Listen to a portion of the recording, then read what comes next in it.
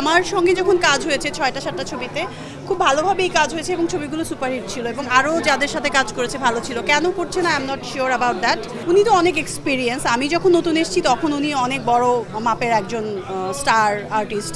So আমি যখন কাজ করেছি আমার কাজ করার সময় ওটা ফিল হয় না, কাজের আগে পরে ফিল হয় সবসময়। কাজের সময় স্ক্রিন যখন শেয়ার করি বা শ্যুট করি তখন আমার সঙ্গে খুবই ফ্রেন্ডলি ছিল। সো আমি এটা কখনো ফিল করি নাই। Is a very very talented artist. Of course অনেক কিছু শিখেছি আমি তার সঙ্গে কাজ করে। আমার ক্যারিয়ারের 3rd ছবি ওনার সঙ্গে ছিল। তো ইটস গুড। অবশ্যই আই এম ট্রাইং। আমি সবসময় ট্রাই করি যে সিলেক্টিভ কিছু কাজ করতে, কোয়ালিটিফুল কাজ করতে। তারপরেও বলে যে আপু বেশি বাছাবাছি করে, আবার অনেকে বলে আপু একটু গ্যাপ হয়ে যাচ্ছে, দেখতে পাচ্ছি না কেন। And I am really thankful to my audience যে মানে এত বছর ধরে কাজ করছি। আমার তো মনে হচ্ছে সেদিনের কথা, সার্চের কথা বললো সেদিন, তারপরেও সবাই আমাকে দেখতে চায়, এখনও মিস করে। So I am blessed, thank you.